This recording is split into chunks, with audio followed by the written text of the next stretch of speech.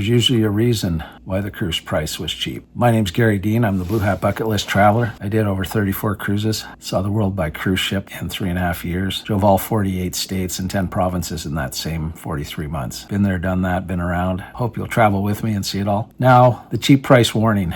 Oh, it's such a good deal. I can't believe what this transatlantic cost me, or this trans-Pacific cost me. There's a reason why the price is good, okay? Sometimes it is a matter of economics. The cruise industry is different. So on an airplane, when they're running out of seats, they start charging more, right? If you try to book and the plane's getting pretty full, they want a lot of money for those seats. They're willing to have them be empty. They don't care. They're not going to throw them on sale. Cruise line is opposite. If you're willing to go wherever you can go and you live near a port, which if you're on the East Coast, you do, you can drive there's a cruise port within hours of you by car. I knew people would drive from Montreal, Canada even, and go down to New Jersey and New York and get on ships, just drive a few hours and get on. So if, you live near cruise ports, then you can book in the last, just sort it deals, go to any, whatever your cruise line of choice is. When are they leaving? Is there anything in the next, 30 days? If you sort for 30 days and under, you can find the deals.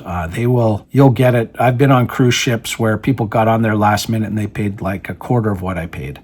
Literally. They will just blow out those final rooms. They just want to get anybody on there. The difference is because on an airline, they're not going to sell you things. The cruise industry is very much like a casino resort destination type money thing that they just want to get you on there, and then they will do their best, help you buy jewelry, perfumes, colognes, photos, massages, gambling, drinking, eating. They have many ways to take you from you paid this to you spent that. So if you're a big gambler, they'll pretty much put you on a cruise ship for free. Just try your luck out here. I ran into somebody on the deck that they were in line. We were doing a cross the equator ceremony, and I thought they were just a passenger. And I was saying, it's nice they do these kind of things. And she said, yeah, it's her first time to cross the equator. She's quite excited. Turned out she was from Connecticut and she was working in the casino. And I said, oh, I had no idea. And then, she was in a toga. So then she lifted up her toga and there was her NCL pin. So she's working in the casino.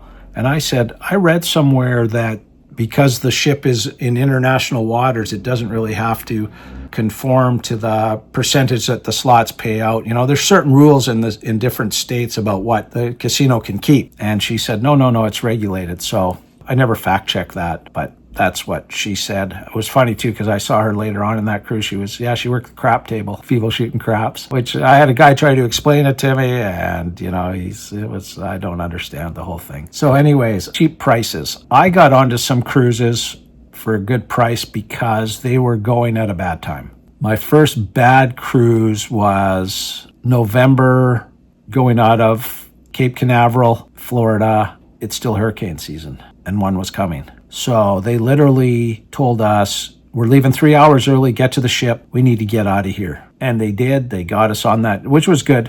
Lucky it didn't. If it would have been going the next day, it would have been canceled. So I was lucky, the timing of the hurricane, it was going to hit, within a couple days, and they had time to get us out of there. And they couldn't go east like they wanted to. They had to go down south towards Cuba and go around and then back up into the Caribbean like they wanted to avoid the storm. So it was a good price, but it was 28-foot waves. So you imagine that. That was a rough night of sleep that night. Yeah, didn't get a lot of sleep, pretty hard when you're almost falling out of the bed. But that was not my worst, but one of them. I've had a few. So that's why I got a good cheap price on that one. Then NCL, they got salespeople in their offices, and they phoned me, and they got the next cruise was Panama Canal, and that was a good one. I don't know why it was on sale, but post-pandemic, so maybe that was why.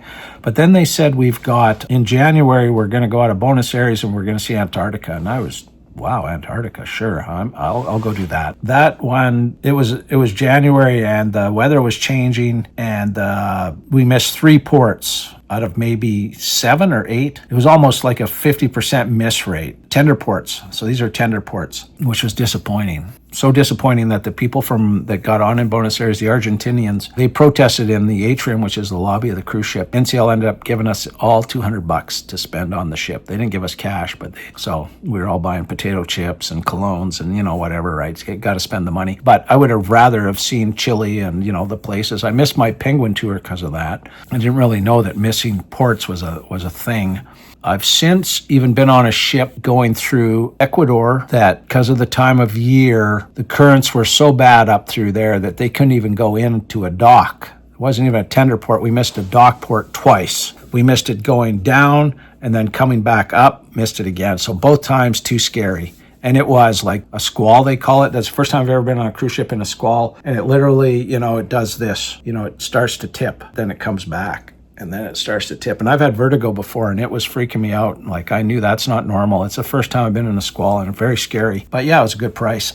My worst one was if you do a transatlantic or a transpacific of any type, whether you go when they're going or whether they're coming back. So you're going in May or you're coming back, say, October, November, coming and going in those kind of months, April, say October, November, somewhere in there. They're moving that ship for their reasons. They want to get it over. So my worst one was Vancouver to Tokyo, and they want to get the NCL Jewel. It was doing Alaska runs. They want to get it out of there, and they want to get it over to Asia to do Asia for the summer, or for the Asian weather, which is November. The dry season over there is November through March, April, somewhere in there. And so they're moving that ship for their purposes, not for yours.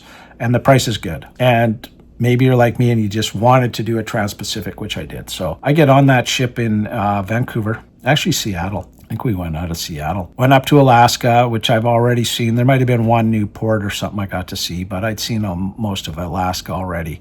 Been there twice before, so it was my third time. And I was there just to get over. I hadn't been to Japan, so I was getting over there to see Japan. And we got in Alaska. As soon as we left Alaska, they said, we got to have a meeting, and they gathered us all into the theater, and they said they had the big screens up, and the captain's there, and he says, and I've got videos of it and photos, and they said, we got trouble. We filled up the ship with as much fuel as we can put on it. We're not sure if we're going to be able to stop till we get to Tokyo. Literally, our goal right now is just to get you to Tokyo on time. That's our goal.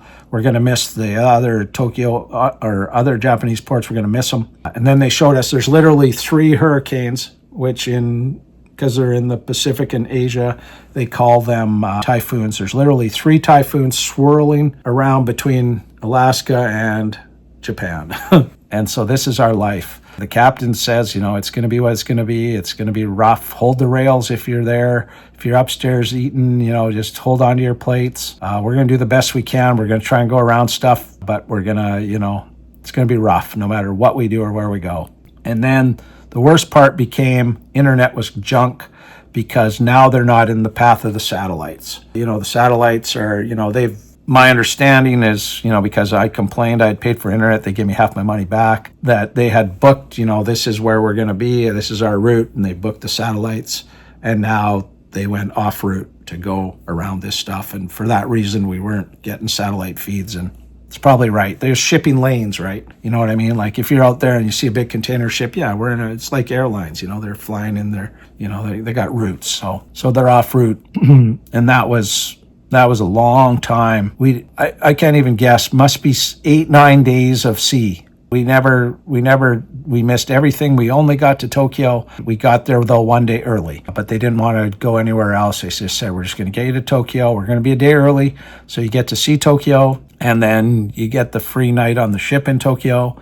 And the next day your scheduled disembarkation, get off our ship day will be on time, and you will get on your flights, and that's that. So yeah, when you see a price, and it's usually $200 a night, so you're looking, 7 days, you're looking at $1,400 a person, $3,000 for 2, and it's half price. Ask yourself why. It can be because they're just trying to fill it. That's a chance.